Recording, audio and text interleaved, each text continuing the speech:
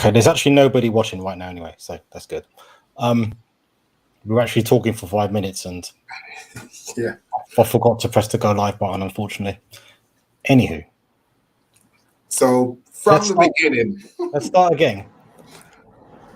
What did you think of... Hello, everybody, by the way. Blah, blah, blah, blah, blah, blah, blah. All that stuff. Remember to like and subscribe. Blair, what did you think of Thor Love and Thunder? We haven't had the chance to talk about it. Dave just told me. Tell me again. Yes. So what I thought of it, I thought it was...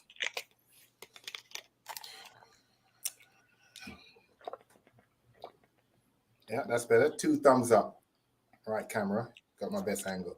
It was 2 thumbs up. I absolutely loved the movie. Everything about it. You know, the story, the way, in fact, it was very authentic and original. It had its own identity. It wasn't something where it's like a continuation of another story or anything like that, where a lot of the, i.e. like the Avengers and even the Thor previous films, they were all like chains leading up, like linking. This basically felt like it was like a new beginning for him.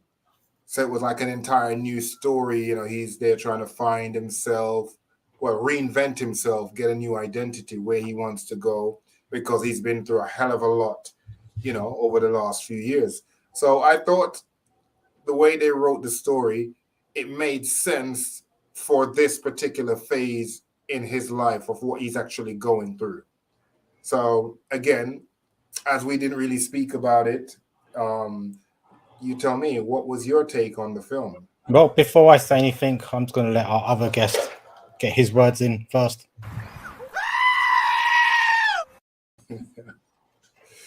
So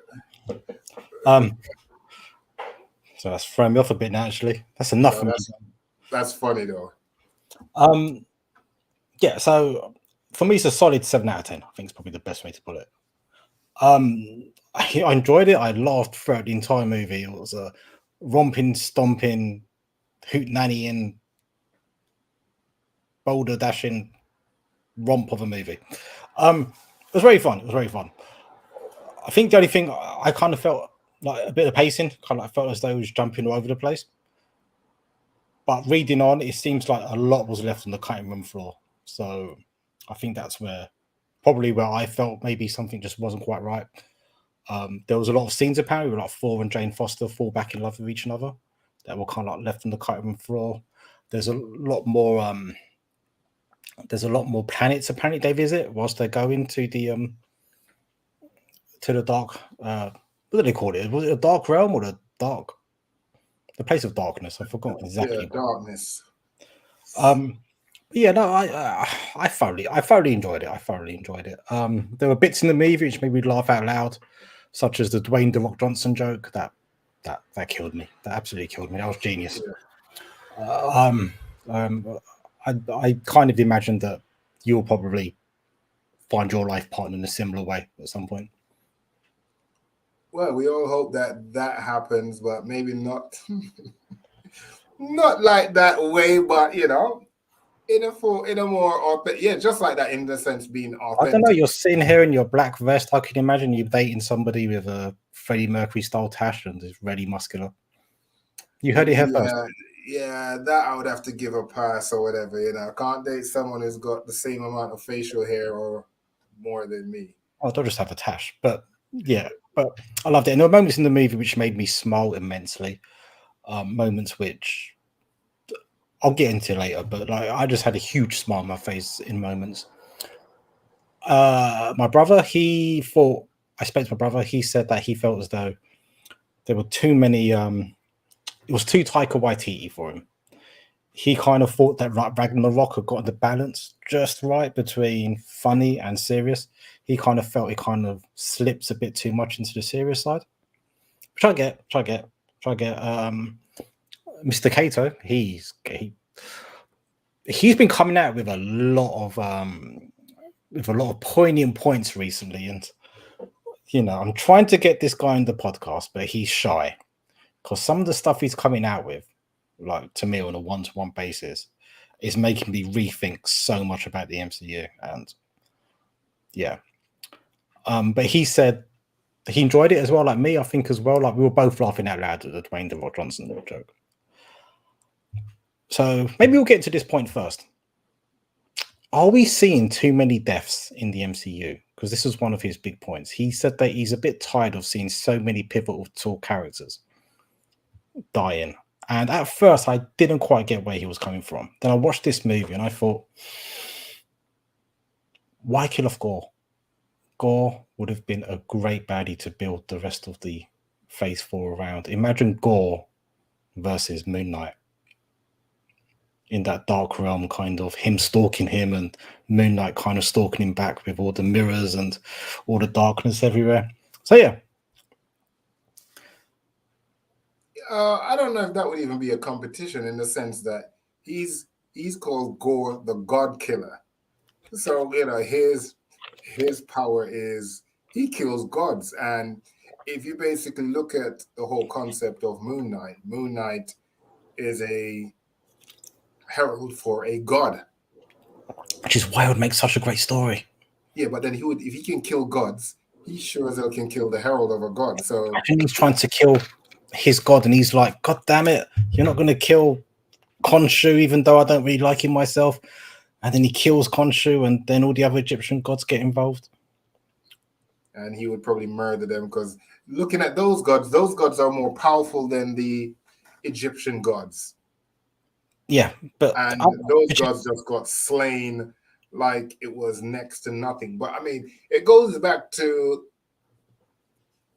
going back on the story, how this begins again. It really lets you question the morality of this good guy, bad guy scenario yet again. Because, as we know in terms of, I mean, we do the podcast about music, about shows, we don't really per se touch on like politics, religion, things like that. But this makes you kind of touch on it based on what the story was about in the beginning. Here you see Gore and his daughter wandering through a barren desert, literally like close to death. And all through it, all he kept believing was his faith in God, the fact that he was, he's been a loyal subject, believe in his God, do all the things that's expected of a true believer. And what he's been told, which again, just like with anything when it comes to these things, we don't know. We only learn based on what is written, but everything that's written is written by man. So we all know that people will blur the lines and put things in that will make things seem favorable for whatever it is, whatever cause they're trying to push, i.e., like for that particular God's followers. And obviously Gore was raised on those principles, so he believed, well, yes, if I live right and I do this and I pass on, God will take me to a better place or whatever. And when he's there praying, even after he lost his daughter, he still didn't lose faith. When that, little paradise garden appeared in front of him and he got water and he started eating and he saw the God and he was like so thankful because he's thinking, you know what, even if I die now, my daughter now will go to a better place with this God. And then he just got such a rude awakening from the God, basically telling him like, what? No, you ain't going nowhere. Your purpose is just to serve me, worship me, die. If you die, even though you might be the loss of my followers, I'll just go out and get more followers. But it's the fact that it was just so condescending and mockingly the way he did it. Like he just did not care that it was one thing. And I think sometimes that's where even your love as a parent sometimes perceives your love for faith and certain things in certain situations, because it was bad enough where he felt, you know what, if I die, that's one thing, because, I believe, but my daughter was innocent and I raised her on the principle that I was raised on, which was that we live right, you will actually look after us, we get eternal life, if we follow. And you're basically saying that my daughter died for nothing and she will just basically just be just another follower and I'll get someone else to replace you and her. And that literally just, he saw his whole belief. He just lost it, like literally, because of how he felt like everything that I was led to believe was just all complete lies. And you go from where you're being such an adoring worshiper and follower to now you're like filled with nothing but hate. And then in that situation, is he a bad guy? Is he really a bad guy in that situation? So again, I mean, we don't mean in a way that I'm the villain sympathizer in some ways. But in that situation, how can you not sympathize with Gore based on what happened? Imagine you lost your loved one and for something that you believe in, and the cause that you believe in is right in front of you and tell you that their death meant nothing. You're basically just another number. They'll get more. That was Just remember he kidnapped children. Who? Gore? Yeah. No, but that was after. That's what I mean. But I mean, again, like... Yeah, no, but I'm saying leading up to that, this guy looks like he was just a very law-abiding, peaceful, I believe I will follow. And then when that happened, I mean, when you lose all sense of morality in the sense that everything that you were taught to believe in is now like obsolete, what do you do? Then literally everything that you'd question and think that's wrong, you'll think now, well, who says that's wrong now? Because if everything I was led to believe was right, and it still led me to this, where I basically got laughed at, then I might as well just like lose it. It's kind of like, you notice when you watch movies where it's like the end of the world. And what's the one thing that they always say they fear doing? They always fear letting you know that, oh, you know what, the world's going to end now, because they realize what will happen. There will be total anarchy. People won't follow rules. There won't be no stability to society and the way things run. People's like, well, if I'm going to die, I might as well do this. I might as well do that. And I think that's exactly the case what actually happened with him now. Now that he saw, you know what? Well, there's nothing to it. There's nothing after death, literally, like he says. So why do I need to follow any rules and not kidnap or not kill or not do this? And he's just on a rampage. Yeah, that's the thing, isn't it? I think we all have bad stuff happen to us, and then we make a decision afterwards how we're going to use that anger, whether we're going to use that anger for good or whether we're going to use that anger to seek revenge. And that's essentially the story point of a lot of our villains. The Mandarin, similar story. Thanos, the destruction of his home world because of resource over farming, essentially, of Titan. I think with most every villain has an origin story, doesn't they, where they feel let down. Yeah, true. But I think what makes his one kind of stand out as opposed to the other ones that we've seen so far is the cause and the person that he believed in, that he had faith in, who could actually, because that's a god. So who knows what the limits of that particular god's power is? If he could bring back life, if he could do whatever. And the fact that it wasn't a case where he said, oh, I can't do this. It was more of a case like, I'm not going to do this. Why would I do this? You're nothing to me type of thing. So the fact that the person that you believed in, who was the cause of all probably your strife and struggle, but you believed in that cause because you think that's the higher purpose you're serving. And then you have that person who could actually right those wrongs, right in your face, basically didn't even have the decency to acknowledge who you are, but they was basically like mock you while he's there eating and going on like, well, yeah, it's not, your daughter dead, you're dead. Who cares? Yeah, I'll get new followers. Like, that's what's supposed to happen. I'm a god. That's what you're supposed to do. He literally just acted so entitled, and it made the guy snap. So I think that's what makes his villain origin stands out to me over the others, is the fact that the person who caused him to be that was actually standing right in front of him, actually created that as we sat there and watched. Well, yeah, they could have helped, but they never helped. And yeah. Him laughing at him, the plants on the little paradise land there laughing, literally like everyone just laughing at him, like, it's like, your daughter's death means nothing to us, like her life or whatever. And, as a parent, to see you lose your child like that. And then the person you lose your child to basically act like it's not, oh, well, so what? She dead? Big deal. You're dead. Who cares? I'll just get more followers. So, I've just been doing a bit of research as well. So, apparently they did actually plan to have Gore debut in Moon Knight. Oh. So, there was actually talk about him possibly killing Taweret in Moon Knight to kind of, again, this is why I think him versus Moon Knight would have been a really good story. If he killed Taweret and Moon Knight just kind of thinking, right, got to get a posse together. I'm just saying that like all of these stories, all of this writing potential was there to create more stories using gore. Because I want to see more gore. I want to see Yeah, him the that would way have made sense. the What you're way he saying. moved, the way he moved in that movie. He was creepy. He was. Oh, it was like it was like a spider when it's coming towards you, and you're a bit too scared to call for your mum because it's so creepy. And yeah, Yeah, I he just got a think real. we missed a trick here, killing him off so early.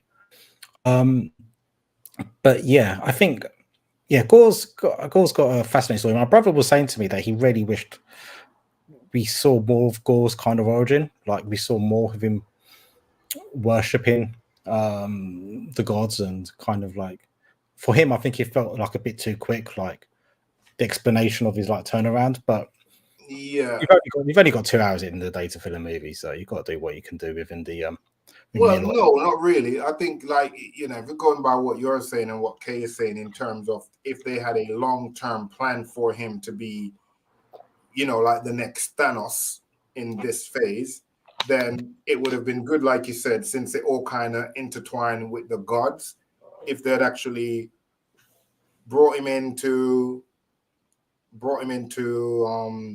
Moon Knight, and then possibly going forward also into Black Panther 2, even for a scene, if they're really gonna do the scene like what we're hearing about. I've got a theory for that, which could have happened but can't happen now. But I'll get onto that when we. But that's what I'm saying. If the long-term plan was to have made him the main villain, then they could have done that, and then they could have actually really built his origin story, so we see why it was only him and his daughter left. In terms of when we saw them wandering through the desert, we'd know exactly what the real backstory was. If they were killed by, if it was just like, just hunger, famine, or if it was, literally something else that caused the death of all his people, and it was just him and his daughter. Yeah, but other members of his race, which we don't know about, are they still alive? Have they been vanquished? Is he the last of his kind? If he's the last of his kind, that actually technically would have made him an elder of the universe. Yeah, so I think that would have been the case. But if it was just, well, obviously they must, well, I hope for their sake, whoever the main villain is going to be in this next phase, They haven't someone that's, you don't think? They haven't identified who this main villain is yet. I am racking my brain as to who it could be. I can't figure it out. My main bet at the moment is Doctor Doom. But you're going to tell me that Doctor Doom is more powerful than Gore the God Killer? Not more powerful, but the threat he brings, I don't think we should always look at in terms of this person's more powerful than that person. Like Sentry's the most powerful being there is, but he's never going to rule the world because he just hasn't got the mental capacity to do so. Whereas Doctor Doom can use all this science stuff to manipulate all kinds of stuff.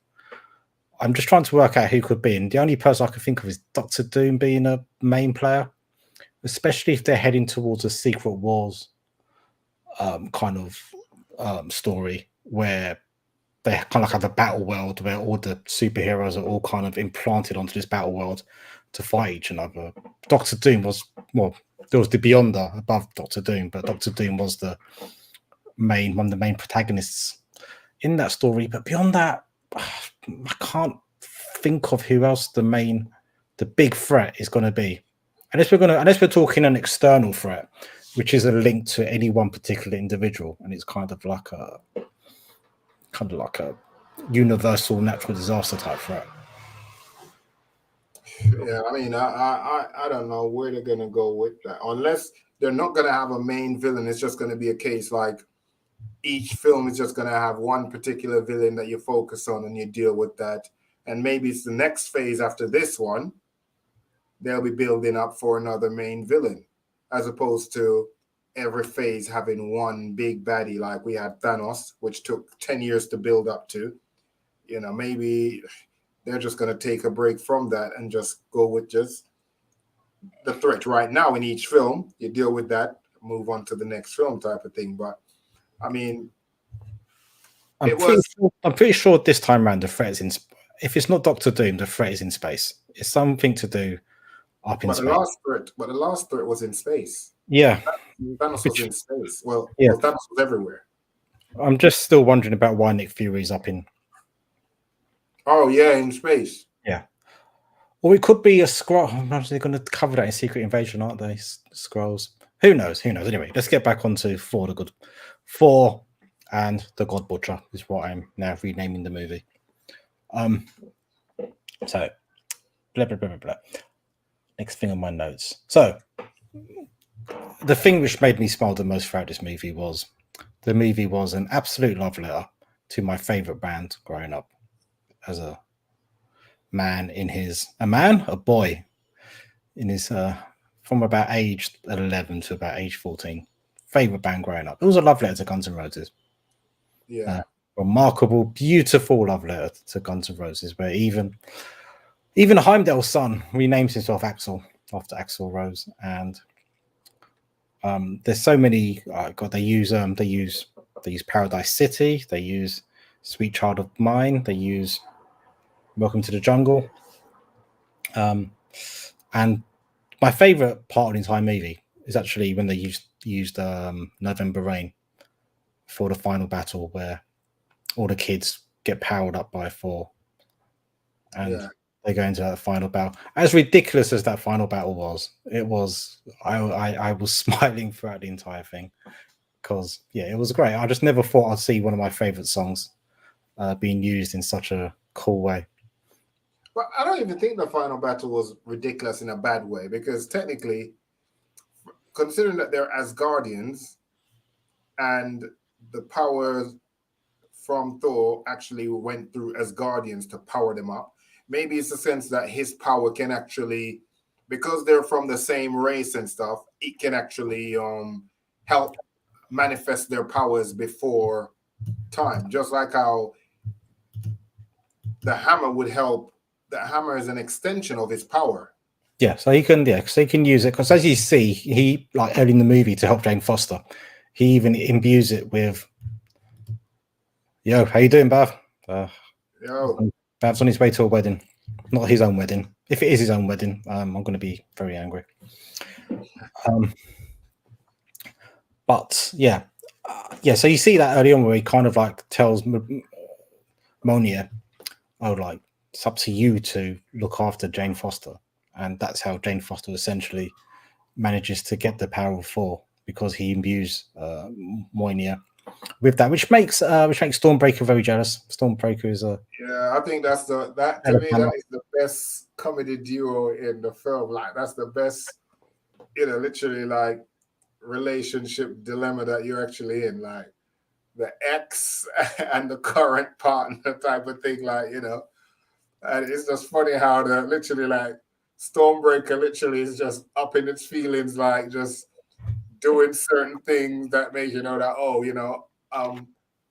not happy. So and it actually proved one thing, that literally Stormbreaker is alive. Well, where did Stormbreaker come from? Well, it's a planet, wasn't it? A dying. It's part of Groot's. Yeah, the handle. So the handle itself is actually alive in its own sense. But is it just the handle that's doing that, or is it also the? I'm sure it's a combination of both, but I'm sure the fact the handle's alive, and you even see when he plants Stormbreaker, when he rips out Stormbreaker, it's actually growing roots. It's growing roots. So the handle is still very much alive. Yeah, I think that was so funny, like literally, because it's got its own personality, and it seems also that so does that the hammer as well, because they can both independently move and do things. And again, going back to when we did the reaction of the trailer, and I said, that hammer was actually broken. It wasn't the original one. It was actually broken. It's the one, which means that's the one that Hela destroyed. Sorry. Oh, how Davey P? Or was it just me, how Davey P? Or just forget it? Probably just forget it, to be fair. Carry on. Yes, all hail me, and all hail you too, Kay. But yeah, well, remember I said that it was slightly different. Remember I said it was actually slightly different because it actually showed it was you could see the cracks on it or whatever. And I'm not gonna lie, I actually like this version better. What they could assemble and reassemble. Yeah. So in theory, it could kill a lot more enemies faster than it would because normally if he sends it out, he has to wait for the entire hammer to go around and do all of that attack. Whereas how it is in that form, it can just shatter and destroy multiple enemies immediately, instantaneously, and form back together. Yeah, I thought it was a nice touch. I thought it was a very nice touch to give Mjolnir like a new kind of, to give it a new breath of life and just have something different about it, which was really cool. And it even played a crucial part in the end battle as well.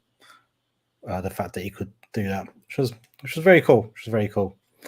But sorry, Manny, but the next thing I wonder about now is Jane.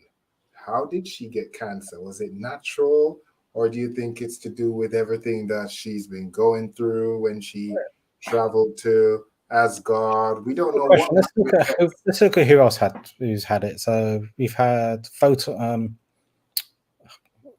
Rambo, not Captain Marvel's friend, Rambo. I've forgotten her first name, which is really going to annoy me. Peter Quill's mum. Yeah, Peter Quill's mom. Yeah. Also, and Jane Foster. So there is an argument that maybe this other world, with interdimensional beings, is not good on some people. Yeah. But Jane's mum, Elaine, also had cancer as well. So there's also the argument that it's an hereditary thing as well. I think they've probably left that a bit open-ended, so they can play on it later if they want to, or they don't want to play on it. They don't have to play on it. Yeah, I imagine. But Dowdy was quite upset as well that Jane Foster died. I think Dowdy was hoping they could have done a bit more with Jane Foster. But for me, I think it was a good natural ending for her, and the fact she gets to go to Valhalla and hang out with Heimdall, I thought that was as good an ending you could hope for a character. I'm in two minds about it because on the one hand, I thought, yeah, okay, it's great. But on the other hand, it contradicts what is written about Mjolnir in terms of what it does when you have that power, because it says it gives you health, it restores your health, etc., etc. So if that's the case, then why is it that she was still? Yeah, I think they explain it a lot better in the comics from what I recall. Yeah, I think this is probably another reason my brother was thought it was a bit rushed, because I just think they could just spend a bit more just laying out why that was the case.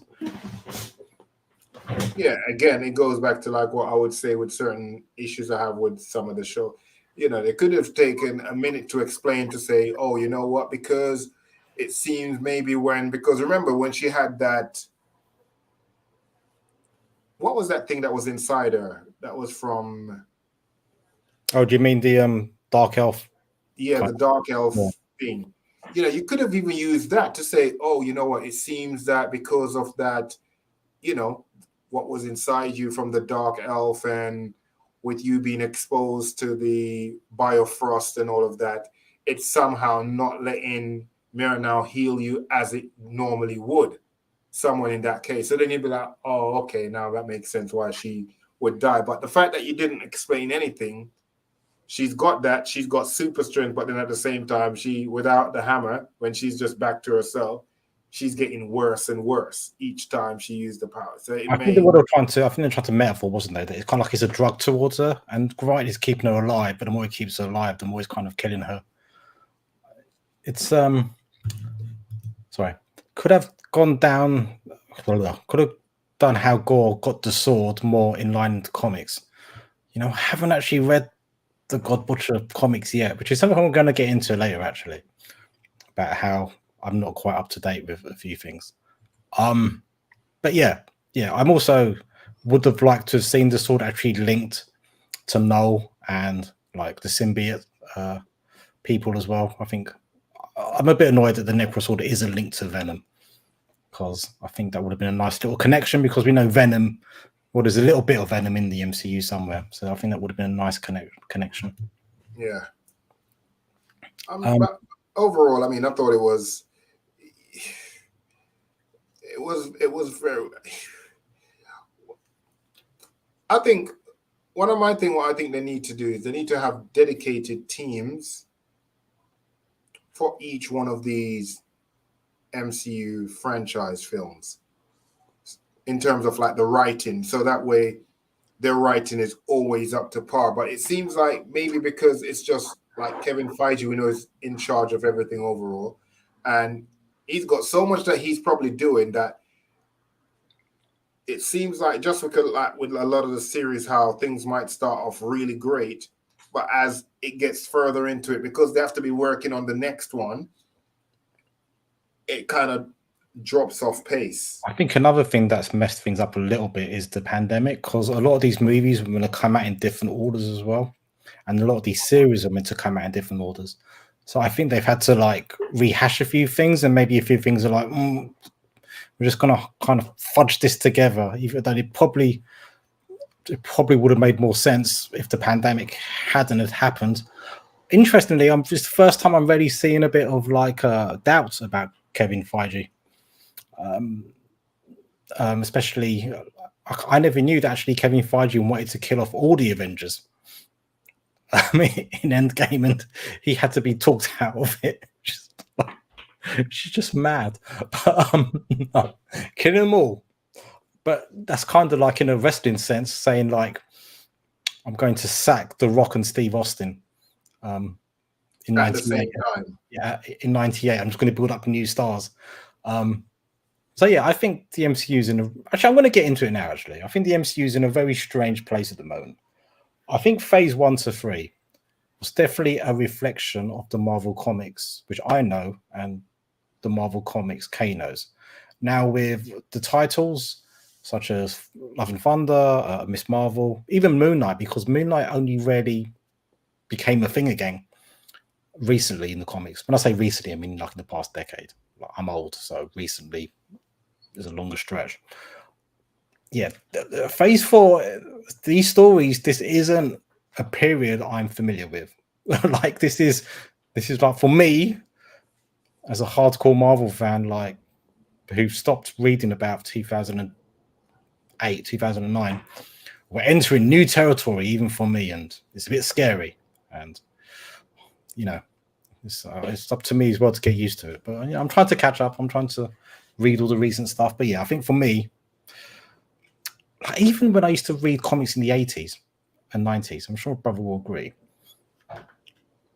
Oh God, talk to the people. I'll be back in a second.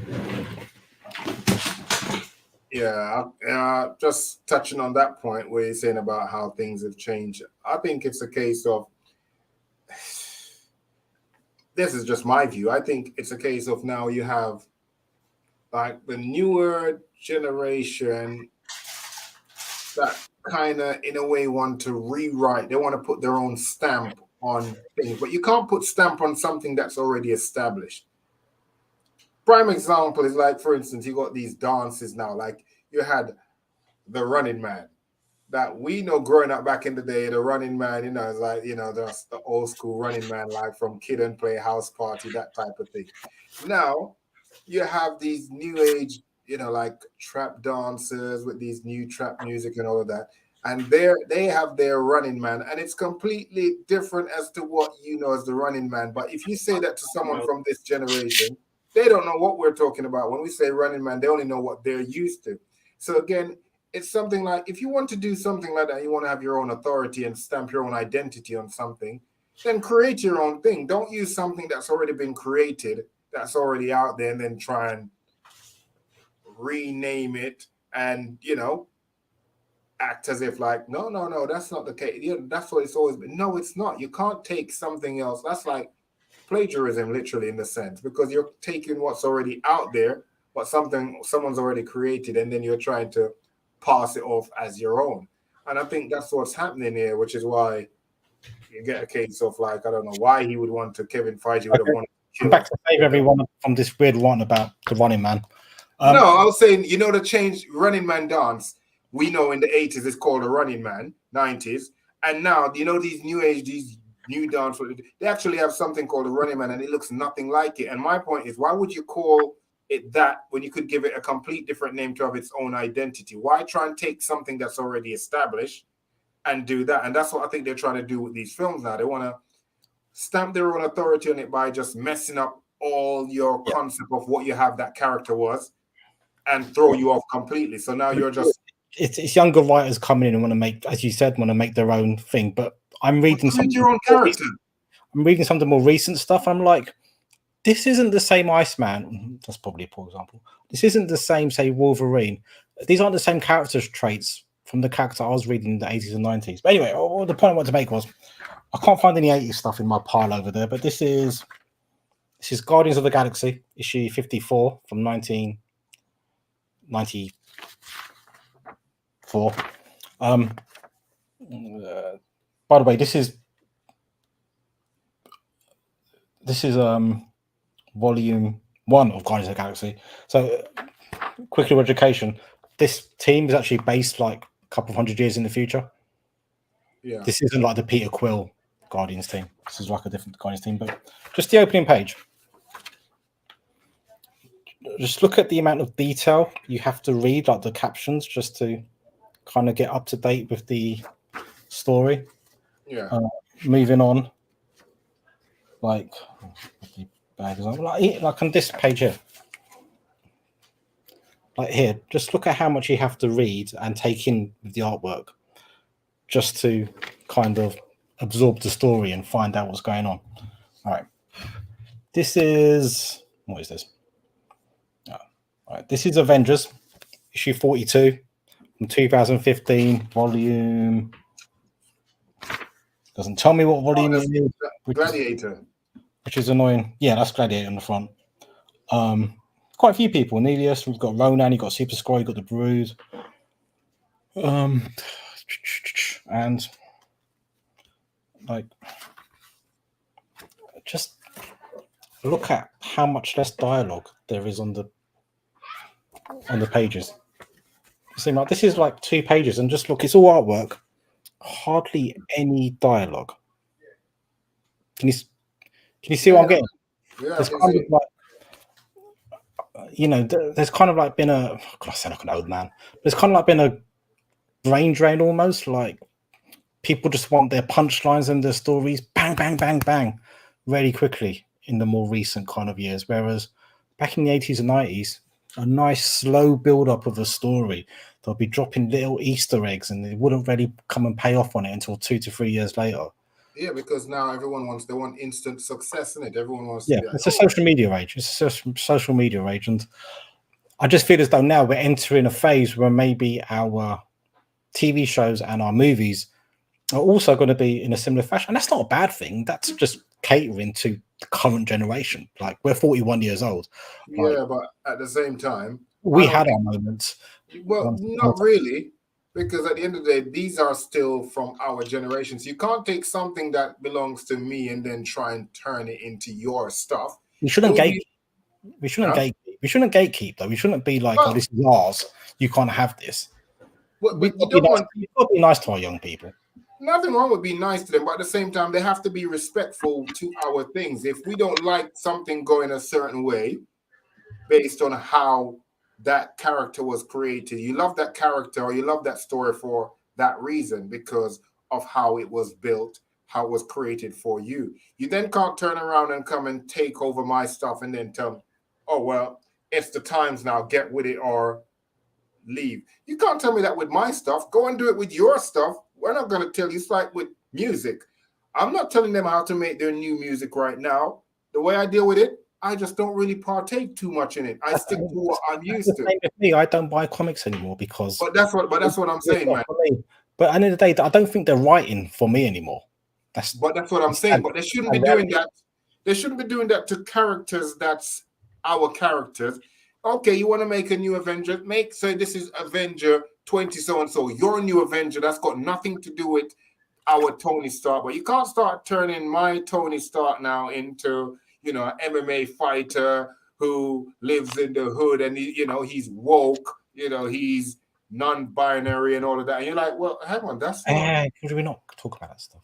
No, I'm just saying you can't change the identity of that character when he's already been established. If you want to do that with your own character. You can basically say, this is Iron Man 2055. This is his new story. This is his story. No one will have an issue with that, but you can't take. It's the same thing like, for instance, Miles Morales, Spider-Man. People are going to gravitate to that because we know that's not Peter Parker. That's a different Spider-Man from a different universe. So therefore, you will embrace it based on that because that is for that. You're not saying you're taking him, oh, this is Peter. This is the new Peter Parker. His name is Peter Parker. And now, he lives in White Plains, Bronx, New York. You're like, well, that's not where he's from. So got nothing wrong with you wanting to have your identity, but just do it with your own stuff, not with mine. Yeah, but we've got to remember as well, like these characters, like something like Superman, ran from the 40s. He's been through. We only live within the time period in which we experience, and we will have the first time of experience something. And yeah, I mean, I voted on my feet and I stopped buying Marvel comics about 2010 because, yeah, I just felt they were getting a bit. Number one, they were saturating a lot of like Wolverine was like in 20 titles at the same time. That made no sense to me. He was what? It would be in 20 titles at the same time. Oh. And that just made no sense to me. And yeah, it was just too much. It was just all over the place. And yeah, but then it just reaches a point. You've got to let the next generation just come up and just take over things. We can't stay here forever being gatekeepers and just being the grumpy old men telling you kids, we've got to do it our way. We move on. But should we move on to the next point? Well, one sec, man. You just finish off on that topic. But if you don't create your own stories for your own version of that character, it's things like that that will actually also cause a decline in sales in comics. Because if there's no story about these characters that you can read to say, oh, you grow with those characters, so you have an affiliation to it. The only time you know these characters when they come on a big screen, then that doesn't help. That's why comics are dying out. Because if you're just going to make this version of this character only in a movie, but there's no history of this in any comic whatsoever, even if you created the comic 2 years ago, I mean, it wouldn't matter, but at least it would have some kind of history. But if you're just coming now and just taking a character from a story that's already there and then just twisting it, like you're not even doing the work for your own backstory. You're just basically taking someone else's thing, painting over it, and then calling it something else.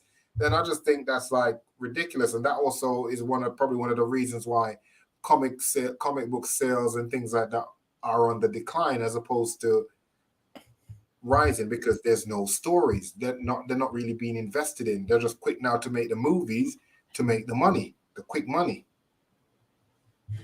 Should we get the sales figures up?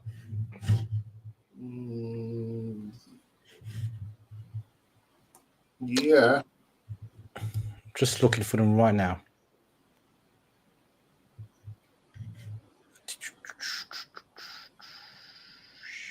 Marvel comic sales year by year.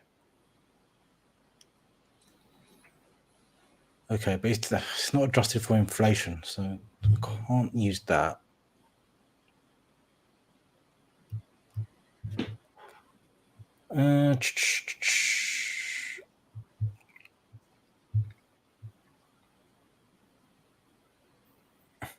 Oh, that bad? It's fascinating reading.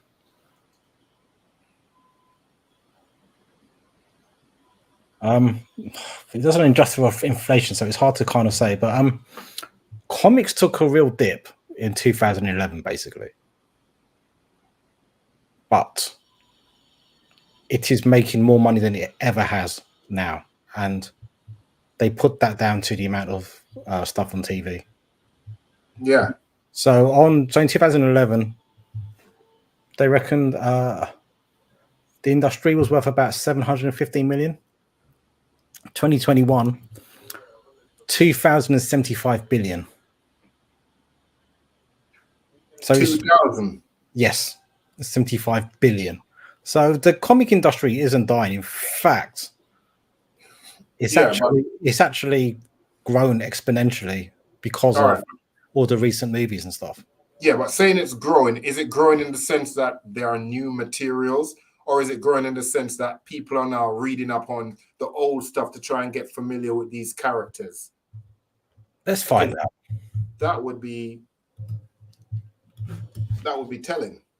But yeah, I mean, because the thing is, like, someone like me who's 41, I probably should have a wife and kids by now, and I shouldn't be buying comics. So I'm not the person they should be targeting to write stories with. Like the X-Men recently done I say recently again, it was a couple of years ago, like about a kind of like cool hipster mutant town.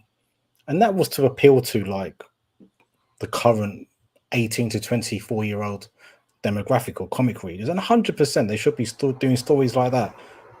If we want to see comics survive, they have to make the stories for the demographic coming up and appeal to them. Because we're going to be dead in about 20 years' time. Okay, 40 years' time. So don't appeal to us. You've got to appeal to the demographic below. How are Marvel comic sales? Are Marvel comics?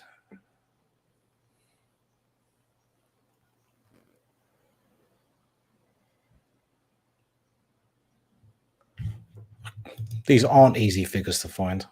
Well, surely they must have something like, what era of comics are the highest? Even then, they wouldn't be drilling down into like, are people buying old graphic novels or are they buying? No, where they would say, oh, you know what, it's the comics from the 1980s to 1990. I have the highest sales as opposed to comics that's released in 2020, 2015. Yeah, no one's drilling down to that level. So then we don't really know then why the sale. No,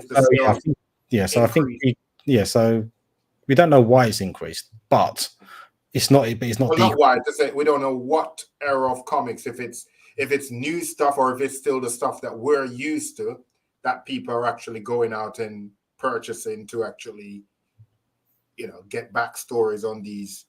Yeah, and the other thing as well, God, is a good point as well. So you've got apps like the Marvel Unlimited app where they will eventually upload comics onto there. So people aren't buying comics for that reason as well.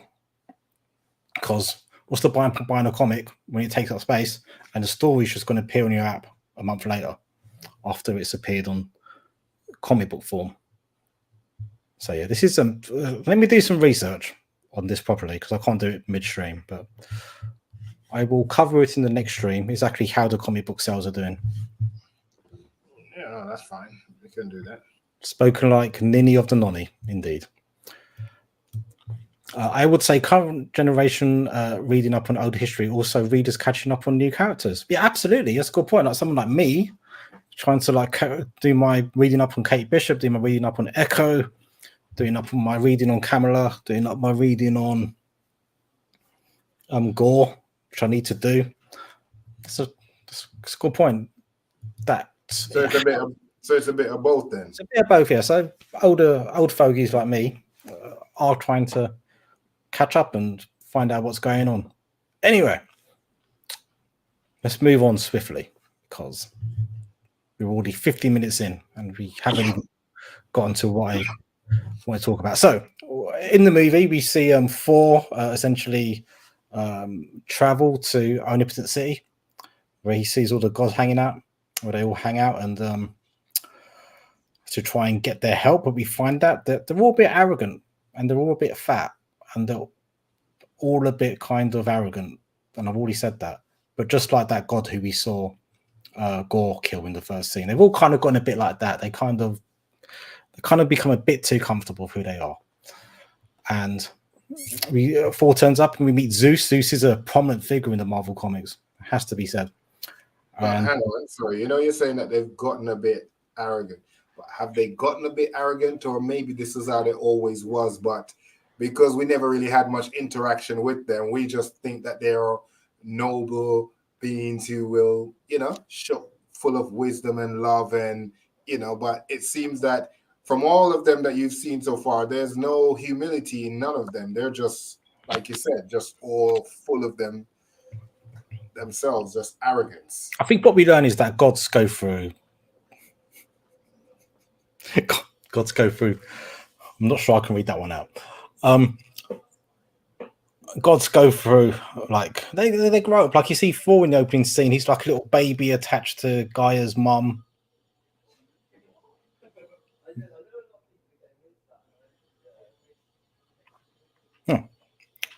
Davian's gone. Yeah, so God, you see my ironing board. So you see God's like attached to Gaia's mom, and yeah, they kind of like go through their own journeys individually. Yeah, I don't know what happened there. Did Gaia's mom in? I'm not talking about Gaia's mom dropping that. Anyway, so you see the scene, and Zeus is there, and Zeus finds out Zeus is quite arrogant, and Russell Crowe is putting on a very suspect Greek accent. Has to be said. My brother compared it to Stavros from the Harry Enfield sketches from the 90s. But yeah, it was fine as Zeus. And you see all these different gods there. You see like Quetzalcoatl from the Aztec world. You see a Mayan god. You see the god Nini of the Nani, who's the god of the Nini of the Noni, sorry, who's the god of Korg's people. Yeah. Oh god, they mention a carpenter god. And you saw that food that like the like god of Baal. Yeah, but we all know who the carpenter god is. Who's the carpenter god?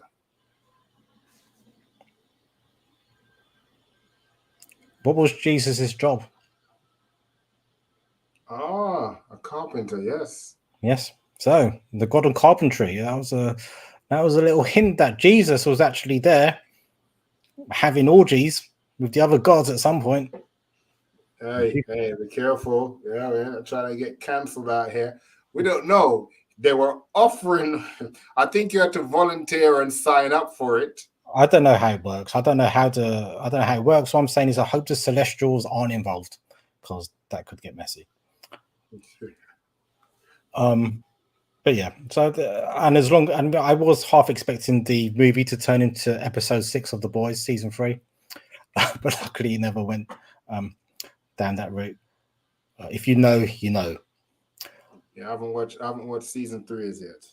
Okay, well, just be prepared. That's what I'm going to say.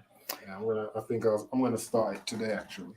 But yeah, so we see Zeus, and we think he's killed Zeus, but he hasn't killed Zeus with the lightning bolt. And in the end credit scenes, it's basically setting up a beef between the gods of Olympus and the gods of Asgard. And we even see that. We see, like, at the end of the movie, they're training up the Asgardian children now to be gods. You know, it's kind of like a wake-up call. We can't just be a tourist city. People are going to come and try and kidnap our kids. Like, we don't know it yet, but the Olympians are going to come and beef us. Hercules has been dispatched by his dad Zeus to go after Thor. So that leads me on to this slideshow I made, because before you play your slideshow, I mean, one thing again that we saw from that whole interaction on with the gods, with Zeus, is that gods even discriminate against other gods. Because when Thor was saying, listen, I need to borrow your lightning because Gore is out here killing gods, and Zeus' remarks was, what, those low-level gods? You can't compare them to us, blah, blah, blah, whatever. Like, you know, they were so arrogant with it. Like, and again, it's like they're like politicians in the sense that they feel like they're above from the other people. So I'm sure Nippon City is very much like a Tory party conference when the cameras aren't there. Yes. So they were just going off or whatever, and literally was like, if you say anything else, you know, you won't be invited to the orgy. You're thinking, hang on. It shows you how out of touch they are, that there's actually a real threat, you know, killing gods. That is the worst thing that could happen to you, not invited to the orgy. That is like, yeah. And he's not even worried about that. He's like, listen, forget Gore. You're not going to be at this orgy later on if you keep talking or whatever. And it just shows you that's the level of arrogance. And that's what sometimes leads to people's destruction is the fact that he didn't see the threat of what Gore was actually bringing. And again, it makes Gore's action, in my eyes, in some way, more justifiable, because it shows you that they were so out of touch where they don't care about what they're doing to someone they deemed lower than them, because they're more concerned about, oh, we're not missing this 4 o'clock orgy. You know, that was what was important to them that day, not your struggles and what you're going through. So, yeah, it was definitely like the Tory Party conference, 100%. One thing I would have liked to have seen as well, actually, is the interaction between Thor and Zeus. I would have liked to have seen Zeus say to Thor, "I need your dad." There was like some kind of, because in the comics, like the Asgardians and the Olympians do know each other, and they are kind of like, sometimes they don't get along, sometimes they do get along, but there is that like mutual respect between the two sides. So I'm going to get onto now. So, because I'm up into production for these streams, slides.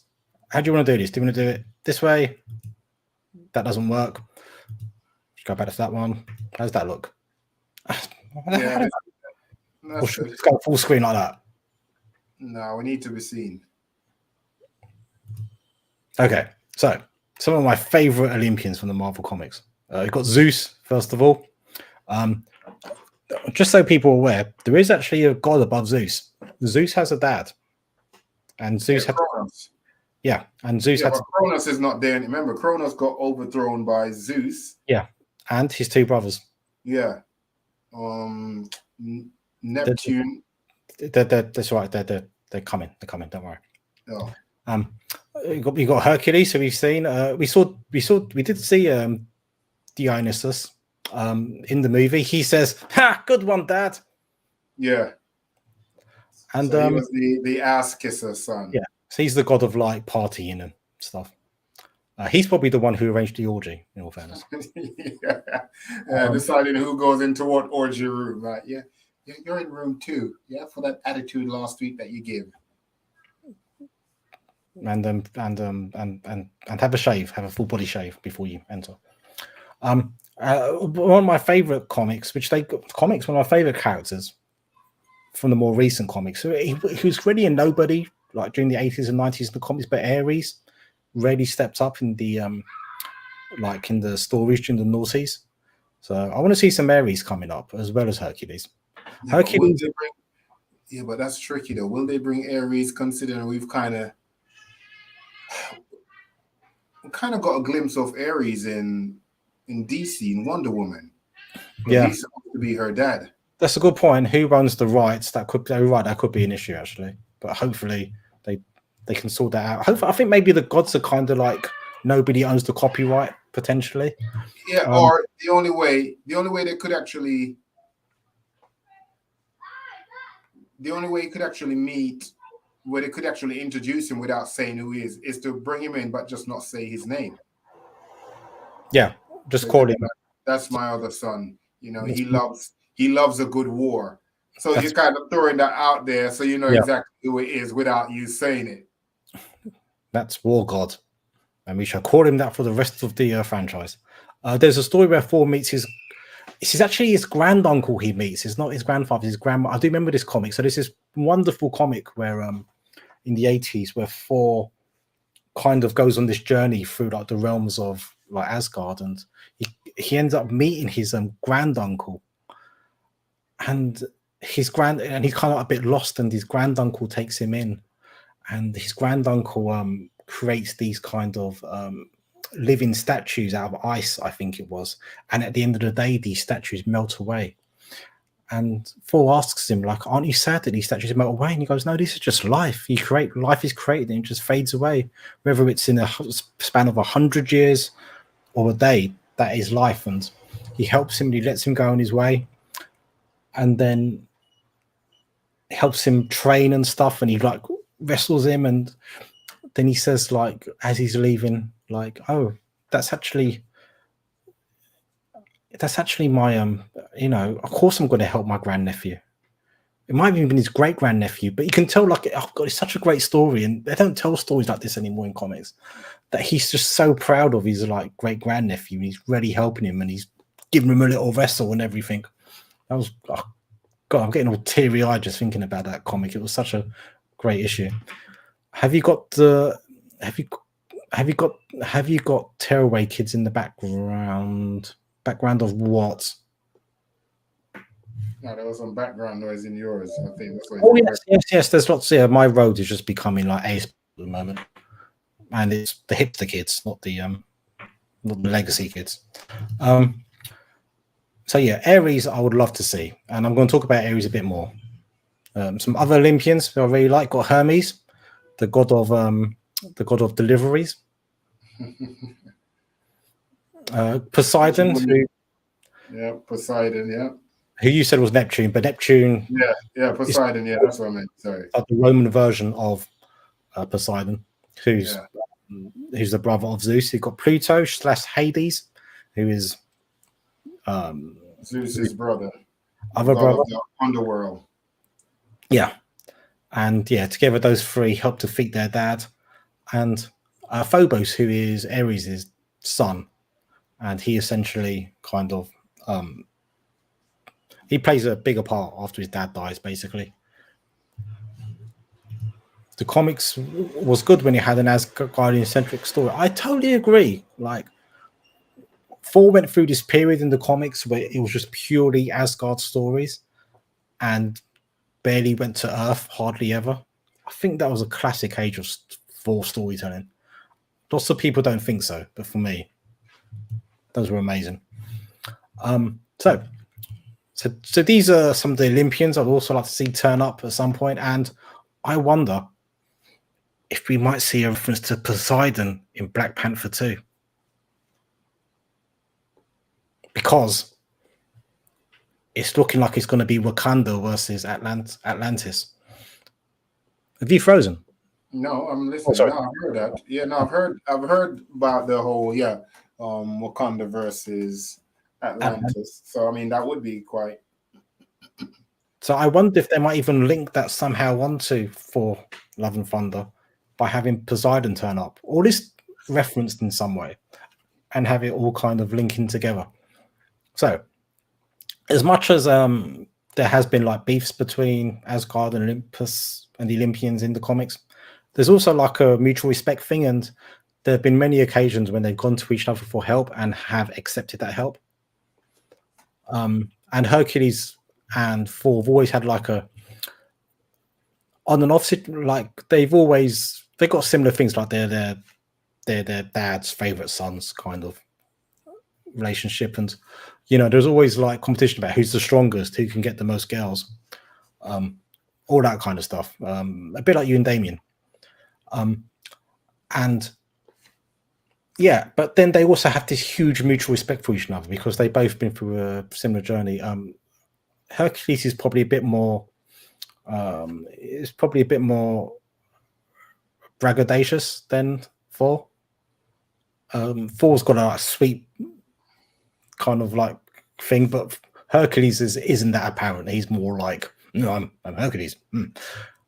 Well, that must be this version, but just being. Do you remember Hercules the series that used to come on Sky One, which was where Xena, warrior princess, and that prick plays Hercules.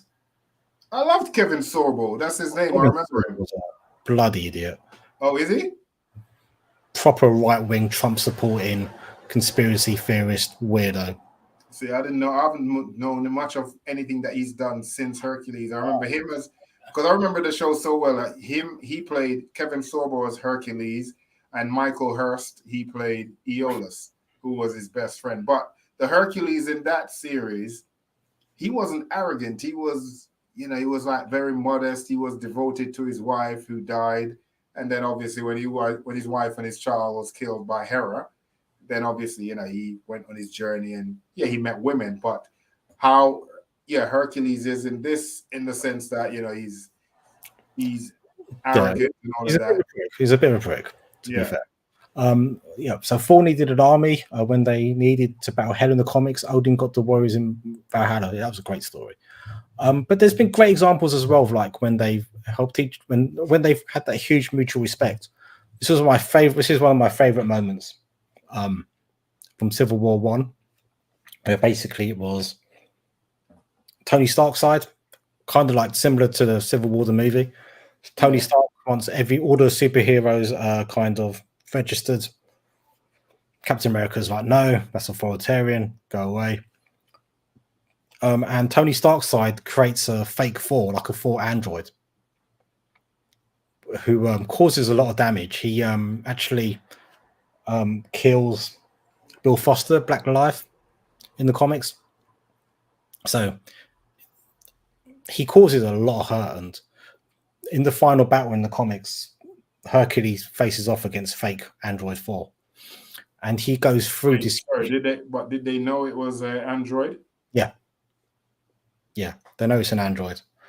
And Hercules goes through this magnificent speech where he talks about all the things Thor are, and he goes, Thor's this, Thor's like Thor, Thor has virtue, and Thor is, loyal, and Thor is one of the greatest gods that's ever lived.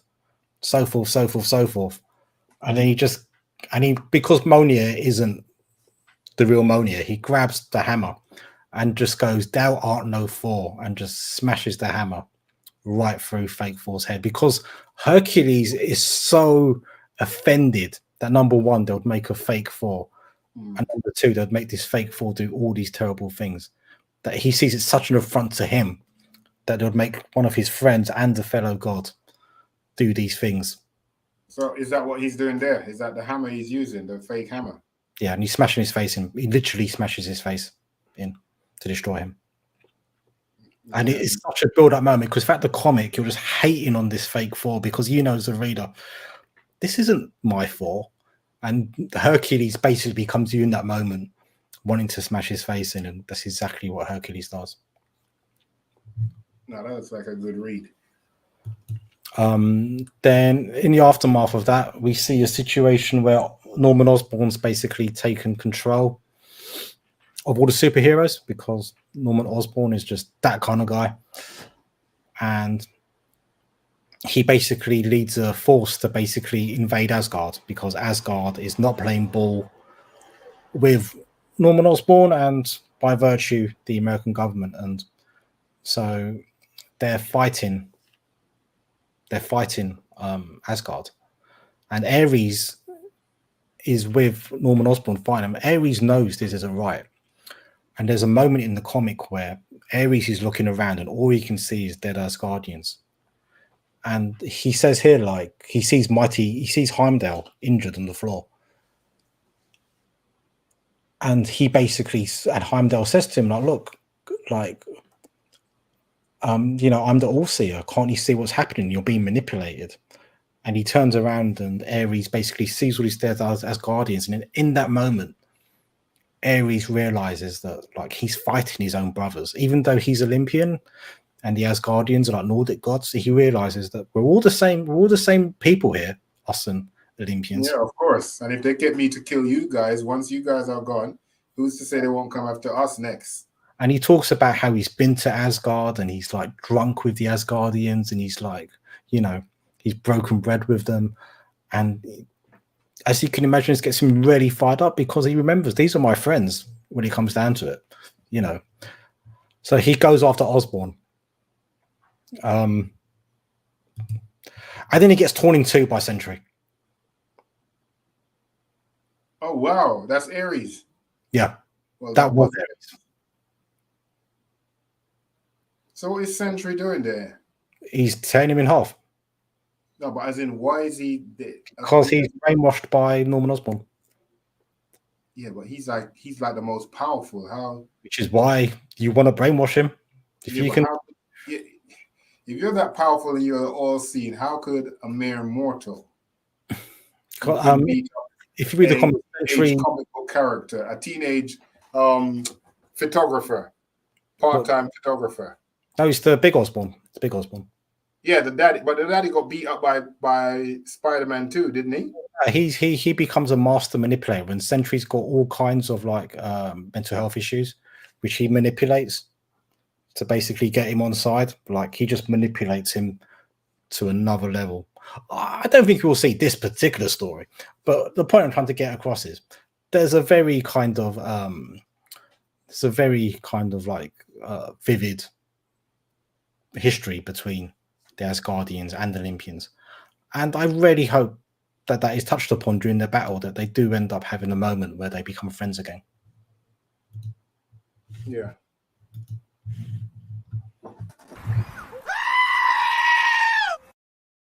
And go to Greece.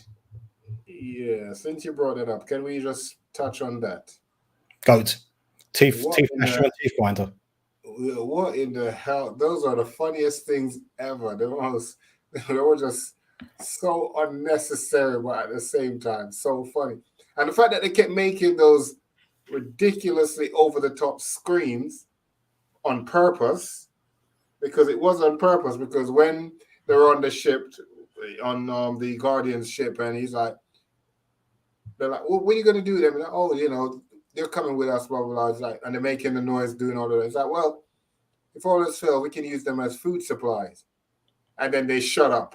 They stopped making noise, which means they understood. This was pure Taika Waititi's sense of humor. He's basically seen this meme. He's seen that meme. Basically, it was used on a that Taylor Swift song. I knew you were trouble when you walked in. Yeah. Basically, somebody remixed it using that goat sound, because that's how some goats really sound, and they basically remixed it, and it became like viral like a couple of years ago. So Taika didn't even know the name of the song. He just always liked the meme. So he just thought, and he knew about Teeth Grinder and Teeth Gnasher actually being Asgardian, like I say characters, but they were part of Asgardian lore, and they were the two goats that used to pull Asgardian chariots into war.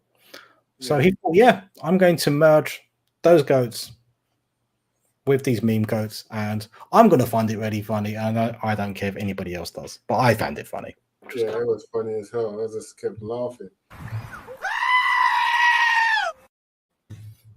Yeah, people was having a field day when I was watching it. It was that funny.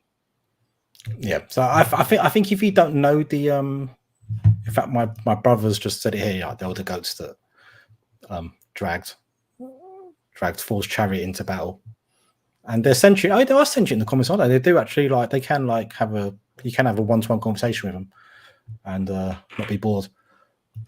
But yeah, I mean, just going back to again Thor, the actual story, Love and Thunder. I mean,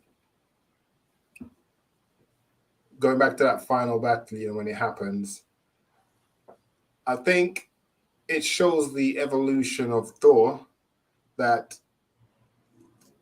normally when he would you'd be quick to fight no matter what. He now realized after losing loved ones like he did, he became empathetic towards Gore and Gore's plight. So even though he lost in that last moment where technically Gore could have actually had all the gods wiped out of existence, the only thing he could do was just relate to him genuinely, because he genuinely, I think in that moment, if this was the Thor of old, they would have all been dead, because he wouldn't have had That's a fair point. Scars in the sense that where he grew, in the point that he lost his mom. He lost his dad first, then he lost his mom. He lost his dad, then he lost his mom, then his dad came back, then he lost his dad again. Yeah, then he lost the Warriors 3, then he lost his brother a couple of times. He lost his girlfriend. Yeah. He lost half of Asgard, then he lost that half of Asgard again during the snap. He's lost a lot of people. He lost Tony. He lost Natasha. I think losing. Actually tattooed on his back. But I think losing his brother and what happened to the Asgardians in front of him, I think that humbled him in the sense that he saw how powerless he was, So he actually felt what it's like to be normal, someone who goes through loss. He went through a period of severe depression, doesn't he? You see that Yeah, in where you can't, where there's no matter who you are, there's not much you can do to change that particular situation. And so I think when he saw what was going on, rather than be arrogant and try and, oh, I will stop you no matter what, the only thing he could do was just be honest and just say, yes, I can relate to what you're going through.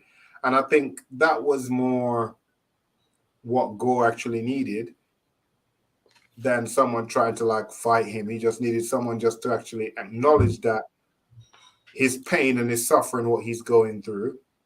And also he saw the sacrifice that, I mean, everything worked out perfect in the sense. I think if Jane had to die, in the sense that had she not died right there, then Gore could have looked at it like, well, yeah, you're saying that, but at the end of the day, you still have the woman you love. The woman I love, in the sense of my child, who I love more than anything, is gone and gone for nothing. You still have this or whatever. So you can't feel anything until you feel what I'm going through in that aspect. But I think when he saw that he lost, he was powerless, just like him, where he was losing his loved one in front of him. And literally he started having like PTSD flashbacks where he could actually see the same way Thor was holding Jane is exactly how he was holding his daughter while she died, and he couldn't do anything to change that. And I think that's what actually helped, restore that situation. But the only thing I'm questioning though is like, why couldn't the Eternity bring back his daughter as well as heal him, as well as Jane and everything else right there? This wasn't an Eternity I'm familiar with the comics. Eternity I did like the depiction of Eternity being like a praying Buddha. I thought that was quite nice. He's not really a wish giver in the comics. He is just the manifestation of the universe. But yeah, I did think like, you're not using alive. Yeah, he's the live manifestation of if the universe was a person, that is Eternity. I take your point. Because the universe, that means there's no limit to his power in terms of essentially. Yeah. So he could have just like, okay, I'll fix all of that. Everyone's happy. Everyone goes home. I would have been like, dude, give me a body like Chris Hemsworth. That would be my first thing. But what essentially happens in that scene is, yes, chooses God, and when his daughter comes back, this is actually the Gore's daughter comes back as the manifestation of love. Love is a natural character. Mistress Love is a natural character in the Marvel comics. It's a God level being, just below, a couple of rungs below Eternity. Eternity has a sister called Infinity as well. Just put it out there. So what that girl is, it's essentially, it is love as a manifestation. And as you said, it's kind of like, yeah, and that's what happened because of Thor's kind of journey. He helps Gore helps his last act be an act of love, and is manifested through the girl, which is beautiful. Did you know that's Chris Hemsworth's daughter in real life? Oh no, I didn't know that was his daughter they used. That's a daughter in real life. Eternity does not work that way. I agree. Eternity is not a wish giver, and I do think they took a few liberties with that. But I did like as well, like the entire scene where they're like outside Eternity and they're kind of in the water, and it's just all very tranquil. And yeah, I don't know, maybe when we pass on to the next life, I hope it's a bit like that. I hope it is exactly like that. Actually, the place where you go to probably isn't. It's probably more like Slough, but yeah, I thought that was wonderful. And then you realize why Sweet Child of Mine is such a important song in the movie, because the song is about this sweet child who did not deserve to die, and giving this sweet child, because I don't think the child ever gets a name. No. Throughout the movie, it's kind of like a reverse of Mice and Men moment. But because that child is just embodiment of love, and it's just this sweet child of mine, and kind of bringing back that innocence, that's why they use Sweet Child of Mine. I She think. was a little brat though. When she came back in the end, like he's there making breakfast. He's literally adopted her now. That he's now got purpose. He's lost the love of his life, but now the only thing he can do to honor her and also, honor Gore for his sacrifice, because he did sacrifice. He sacrificed his revenge for the world. He could have actually killed the world as his last dying act, but he sacrificed his revenge for love.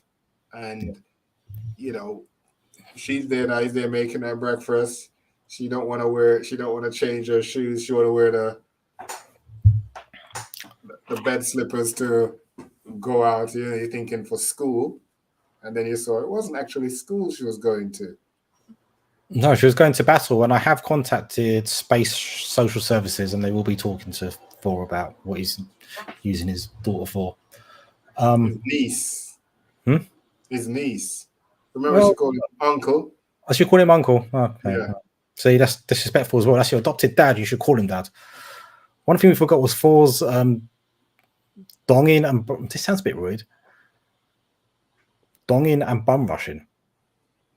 I still don't know what bum rushing is. This is a term I've heard often, but I don't know. It's always felt like something. Bum rush the place means like you just barge in. Oh, but why is bum in there? It's an American slang. They come out with that. We rush the place. Yeah, we're bum rushing the place. Yeah. Yeah. It's like group. We're all. Usually, you'd use that term if you're speaking about more than one person doing that. Yep. So if there's like a couple of you just gonna let's just go bum rush that party. Basically you're like dropping in unannounced, uninvited. Yep. So I think we've covered everything I want to talk about. There were some really cool scenes with like Asgard, like become like a tourist attraction. I really like this depiction of Valkyrie. I thought she was really cool in the movie. I love Korg. I just want to see a show about Korg. I just think he's the MVP of the MCU, which no one's talking about. No, he's not the MVP. The MVP is Matt Damon, who's playing Loki. Oh yeah. When they're doing the acting or whatever. That is the funniest thing ever. It's just so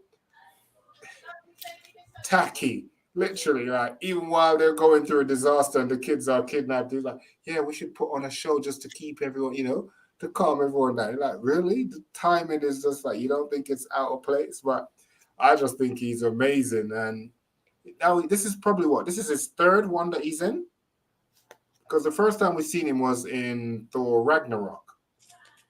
I'm not sure. Yeah, Thor Ragnarok is when Thor found out that it was Loki pretending to be Odin. And remember, he was watching the play when he went to Asgard. The play was and that's the first time we actually saw Matt Damon, who was playing Loki, on stage while they were watching the play. So that was the first time we've seen him. But I actually love that someone as huge, a star as huge as Matt Damon, he pops up in this and he's just doing tiny snippet. He hasn't got anything. And I mean, someone of his caliber could have gotten a main role for a main character in an MCU film, but I think he just loves that because it's just so unexpected that you don't think, oh, he's going to do something like that. It's just cool. It's just cool and fun, isn't it?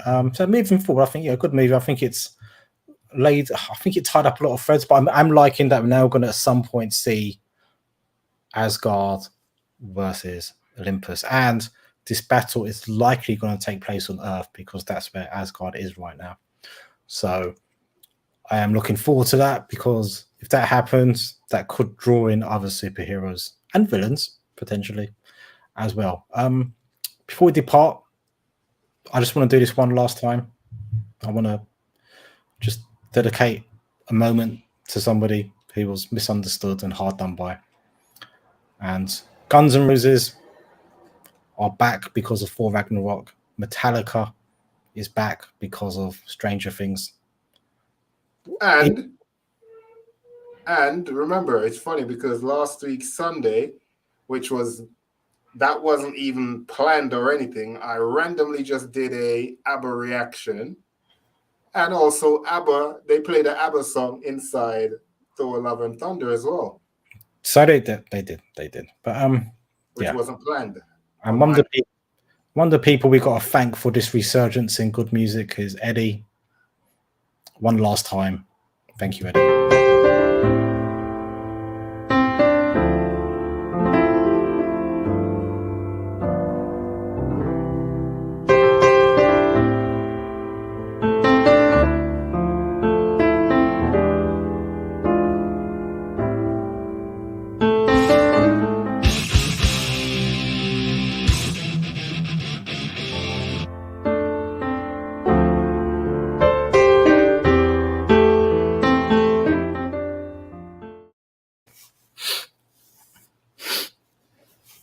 That was just a spoiler that you've done for me now. You haven't watched it yet? I haven't watched it yet because I was saving it. That's your own fault. How many episodes is in this one now, this part? 2. That's it? Just 2? Yeah. So they let us wait just for 2 episodes? It's 3.5 hours long in total. How long? 3.5 hours. Jesus. The last 3.5 hours? Last episode is 2.5 hours long. Oh, bloody hell. So, I need to watch that. I think I'll have to finish that before I start season 3 of The Boys. Oh yeah, my brother's just mentioned the Wrecking Crew. Great little team of villains who just like wrecking stuff. Right, I think we're done. We've got no streams planned yet because there's nothing happening on Disney Plus. I might do a stream of me just ironing my clothes. Nothing more. You can just watch me iron and just give me advice as to what I'm doing wrong, what I'm doing right about ironing. Now I'm just going to do some music reaction as usual. I'll get a couple, big shout out to all those for that ABBA one, because that one has just been going up and up and lots of comments and stuff. So I'm going to get some more stuff done, which I hadn't had a chance to. So I'll do that between today and tomorrow. I'm probably going to watch Ozark, finish off the last season of Ozark. Now that it's confirmed that mutants are a thing in the MCU, we are now going to have mutants. So I'm going to watch Ozark because I am going to start a petition that Julia Garner, who plays Ruth in Ozark, should play Rogue, because she's amazing. She would make a wonderful Rogue. She would need a lot of hair and makeup, but she would make a wonderful Rogue. I was driving, so I couldn't actually type, but the dad who is actually referring to from Modern Family actor is Ed O'Neill. I was driving, so I couldn't type whilst I was driving because I was coming home from work at the time. Oh, okay. Thank you. It's Ed O'Neill, a.k.a. Mr. Al Bundy, one of TV's greatest dads. That wasn't the dad I was talking about. I was talking about the other dad from Modern Family. The one who's... Claire's husband? Yeah. Oh, what's his name? What's his name? Something Dunphy. Michael Dunphy. Oh, no, it's not Michael. I can't remember his first name, but that was the dad I was talking about, the one who plays loads of creepy characters in TV shows, but then in Modern Family plays like a really nice dad and you just fall in love with him. Yeah. If you are missing Vikings, watch the Vinland Saga. It is good anime. I shall put that on my list. The Vikings was amazing. Kind of lost a bit when they killed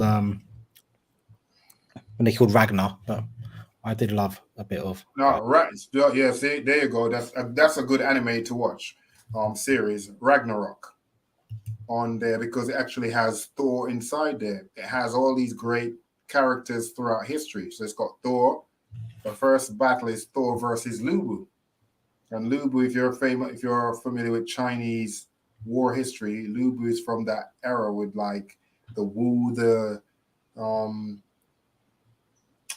Shu dynasty, all of that back in the day with Cao, which is amazing.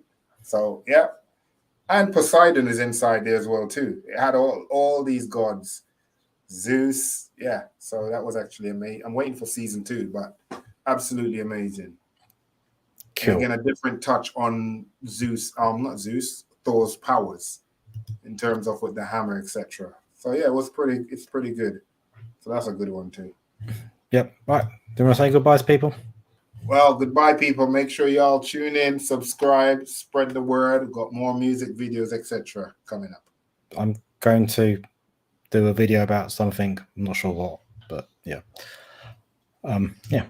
Bye.